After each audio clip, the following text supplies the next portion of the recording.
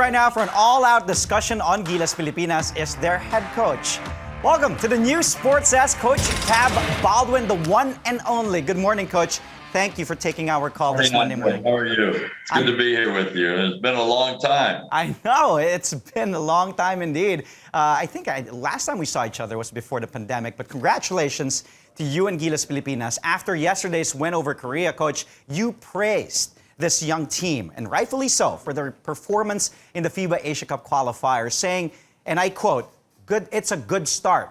What did you like, Coach, most about this particular young squad and how they performed in this qualifiers?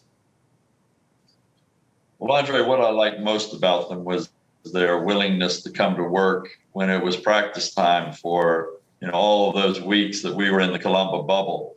And they just showed a great desire to build a culture, to blend together, to work with the coaching staff. And then in these games, we're so far from anything like the cohesion that we want to show, ultimately as a roster and as a group of basketball players. But their heart, their determination, everybody could see it.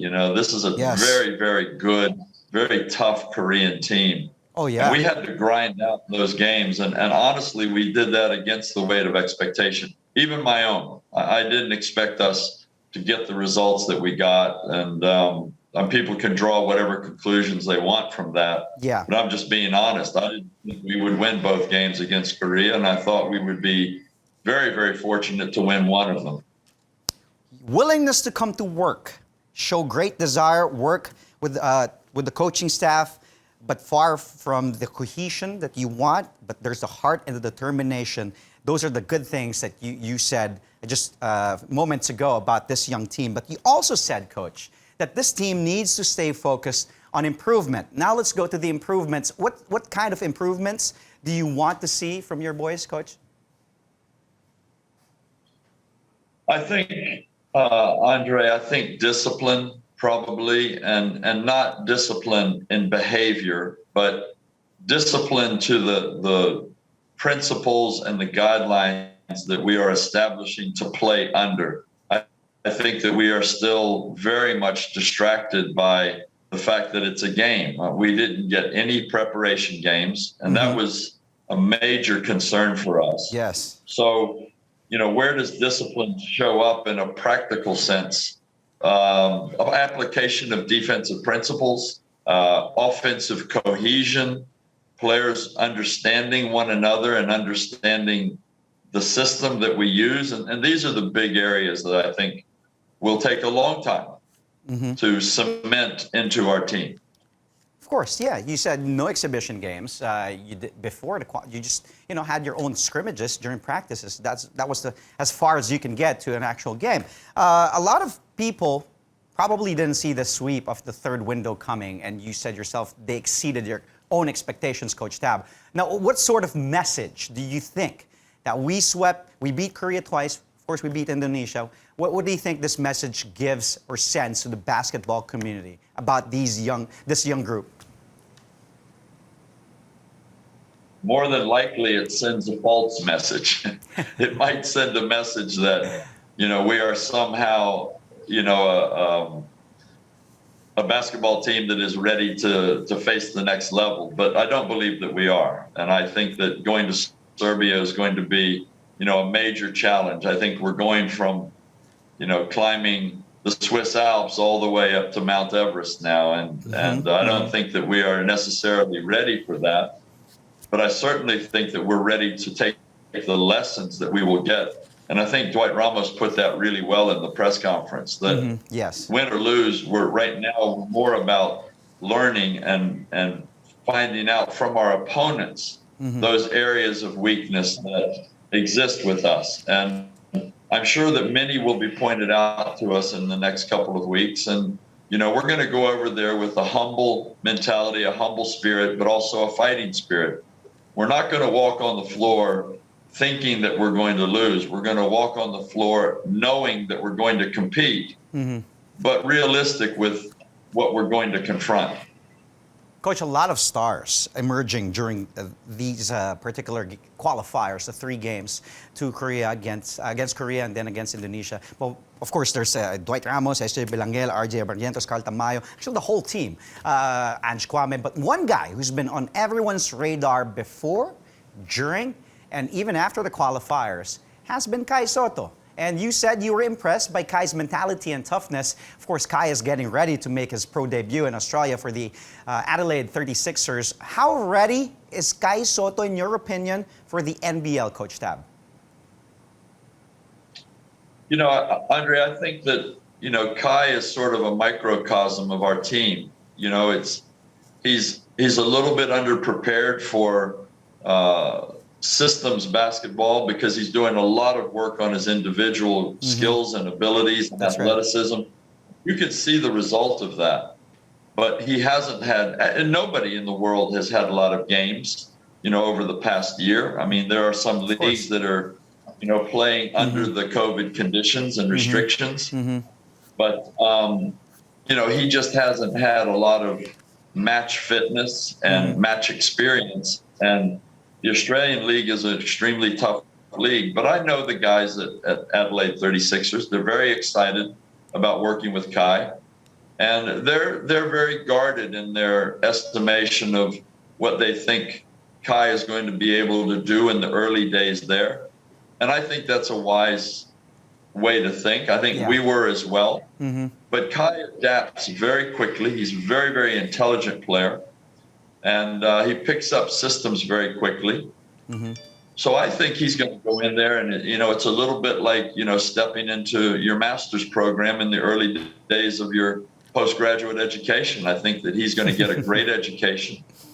I think as the days go by, he's going to be a big contributor to Adelaide. But I think in the early days, probably it's going to be a slow process and he'll have to find his way. I think you said it right there. You're on point, Coach Tab. Let's temper expectations. After all, he's still a young 7'4" guy, still a lot to learn, but at the same time, he is pretty special. Speaking of a special big man as well, Ange Kwame, also coming up big time for Gilas in the qualifiers. And he's one guy a lot of fans, including myself, were really waiting for. I was praying with that naturalization process and whether he was going to be cleared to play in the qualifiers.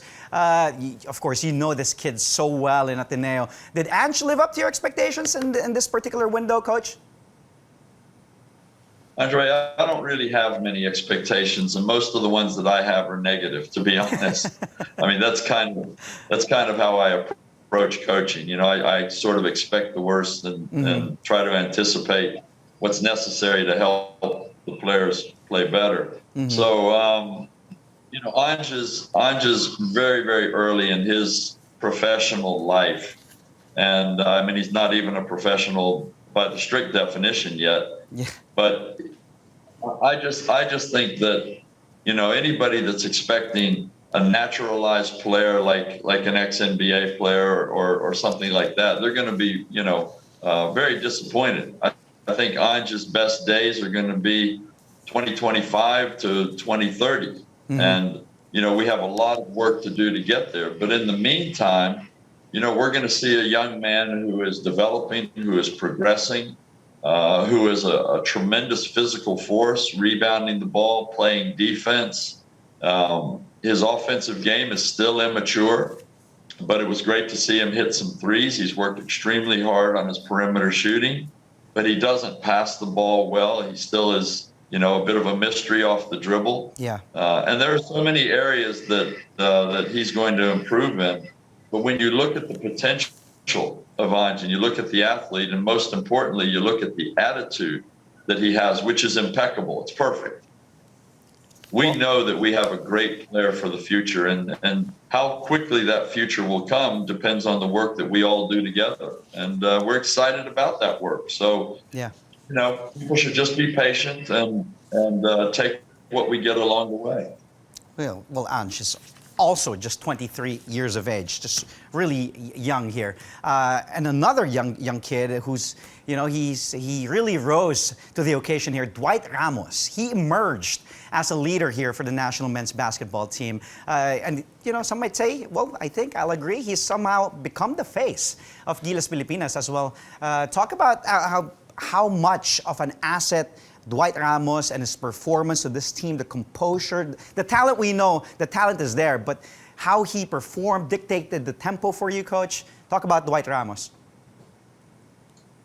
Yeah, I mean, first let me take exception to you saying that Dwight is the face of the national team because this is a national team. The face of this team is the flag, and it should always be that. And these players, their attitude is to play for the flag, and I applaud that. They have a great attitude towards that.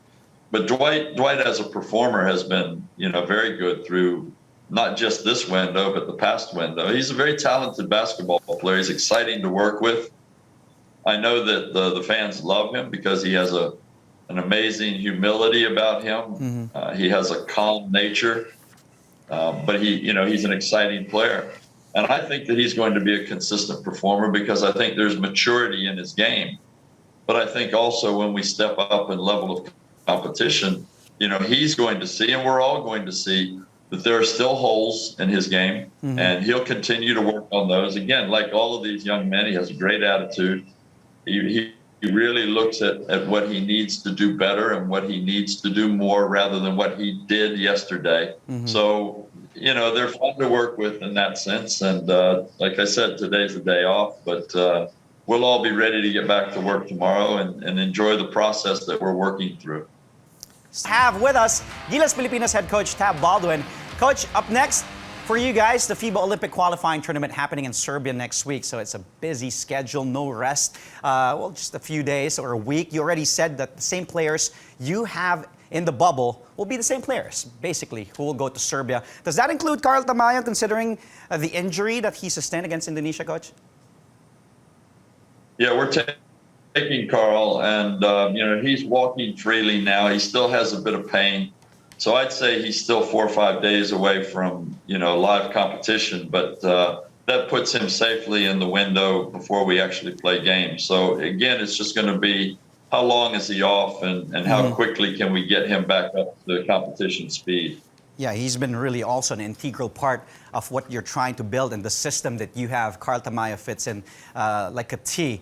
The Olympic qualifiers, Coach, of course, as we know, a much bigger stage than the Asia Cup qualifiers, of course. How confident are you and the team heading into this tournament? Yeah, well, we're not confident, but I don't think we were confident heading into the third window either. Yeah. And I don't think confidence plays a big role for us. I think that as long as we are keeping our eyes focused on development, on getting better and identifying areas of weakness, I don't think we have to worry too much about confidence. Mm-hmm. I think that once the players get out on the floor to play, then who they are as individuals will determine whether confidence is a problem or not. And these are pretty confident young men. They know that they're good basketball players, but they also know that most of their best basketball is in their future. Mm-hmm. And that's really what we have to keep focused on. And, obviously we will go through all of the work that we have to do to prepare for Serbia and Dominican Republic. And we'll go out, as I said, we'll step on the court with the attitude that we're out there to win. But we ultimately know that these games are important lessons in our development towards 2023. Coach, let's talk about your opponents in the group stage. You've got the host country, Serbia, with a couple of NBA players, but not sure. Of course, some players are still playing in the playoffs. Not sure if they'll be playing. Of course, and Dominican Republic. Your thoughts on how they stack up against Gilas? Let's start with Serbia here.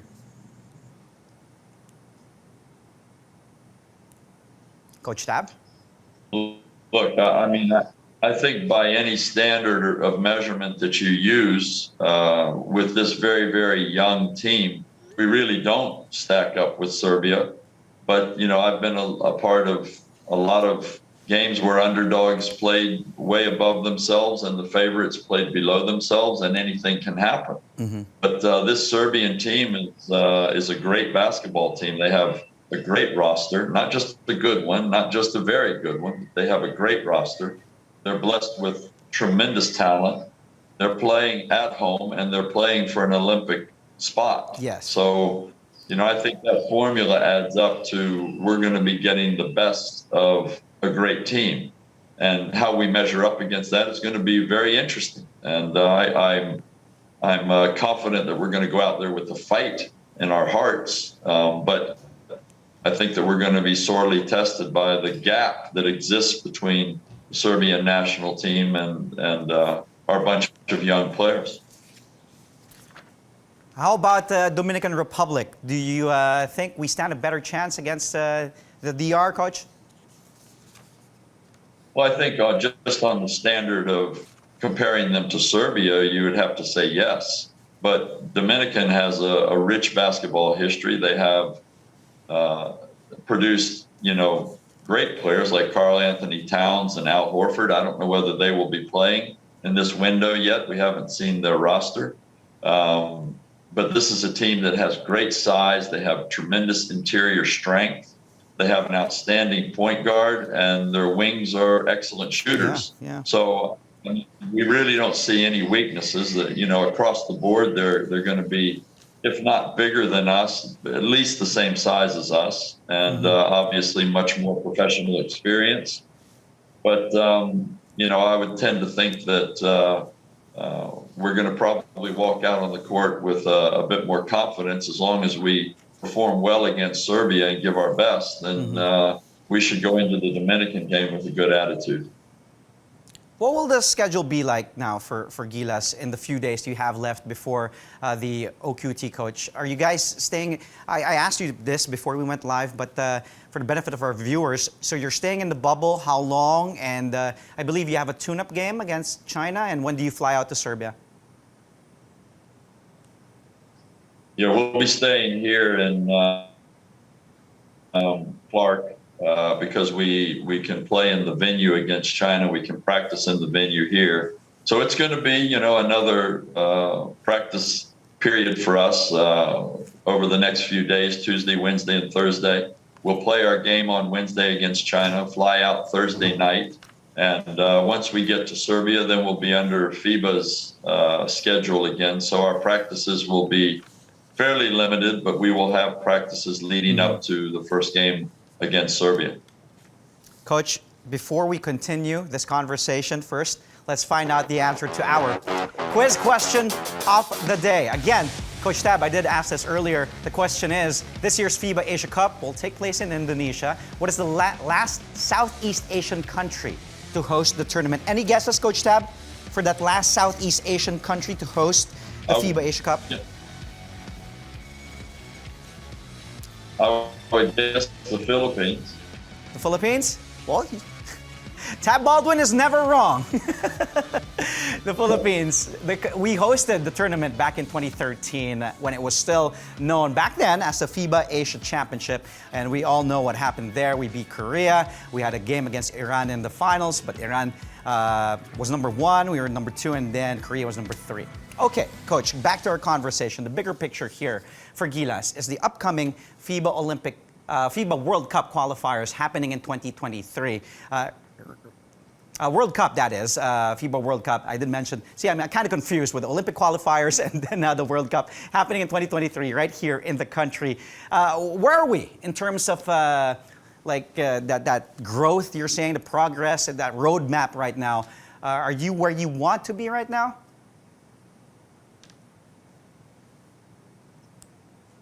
Coach? No, of course not. I mean, we have 2 years to plan and prepare and see how the landscape changes. And, we're in the Philippines, so things can change here.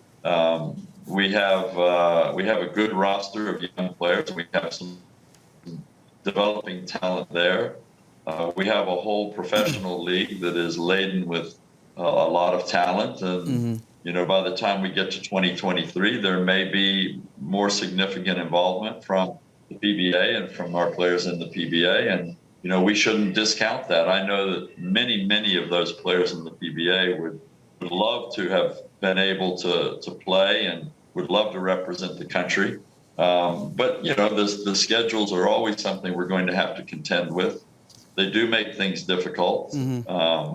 But I think the bottom line is, now that we see this group of young players developing and progressing together, I think everybody needs to understand that the reason we're having some success is the cohesion of the program. Yes. And not necessarily the talent, because while we have talented young players, I think the emphasis is still on young.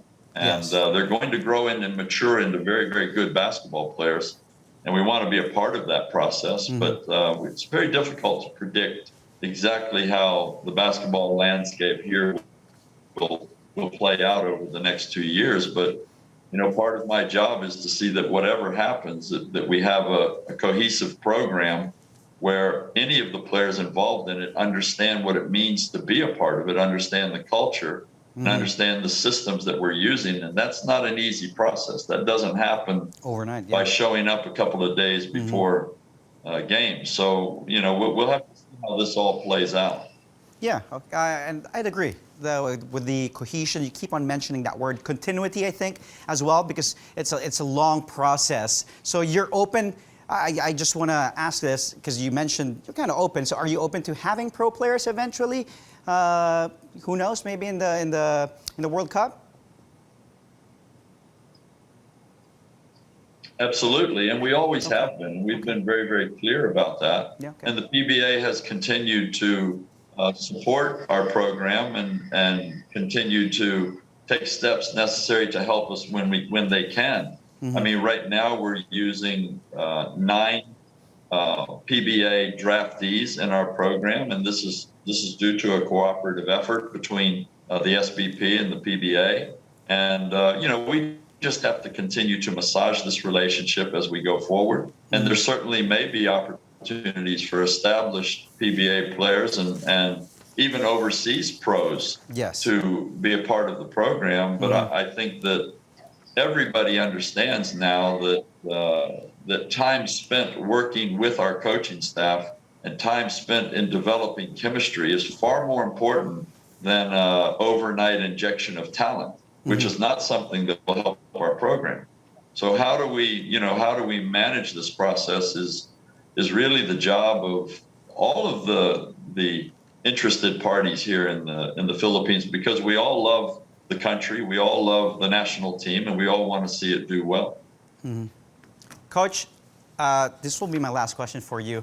I know, thank you again for giving us the time. These young players, you kept on mentioning cohesion, discipline, heart, and determination. They learned a lot. They're still learning, this young group, from this whole experience. What is the main thing that you want these kids to take away from all of this when all is said and done? Probably pride in representing their country. I've coached, several national teams, and, it's a fairly consistent response when you talk to the players of these national teams that it's a proud moment to pull on your national colors and to wear your flag, the flag of your country. And it should be. I want them to take that away from it, but I also want them to take joy away from it. It's a magnificent experience to travel the world and to represent your country and be an ambassador. It's a lot of fun, and they should enjoy the moments that they're going to have in this process. And I guess the third thing is the development of their professionalism and the opportunities that playing international basketball will spawn for all of these young men, that they should be seen as valuable professional commodities as they grow older and mature as basketball players. So we hope that we enhance their value, and we'd love to see these young men, have wonderful careers as professionals and always be willing to come back to their flag and come back to their country to represent their kababayan and the entire Filipino public. Well, Coach, thank you so much again, and congratulations. So best of luck to you against China in the exhibition game, also for the Olympic qualifying tournament. I know you are happy. This is a soft topic, but with your Boston Red Sox leading the AL East, that's why your smile is just from ear to ear. Thank you, Coach Tab, for joining us again. Stay safe. That was, of course, head coach of Gilas Pilipinas, one and only Coach Tab Baldwin.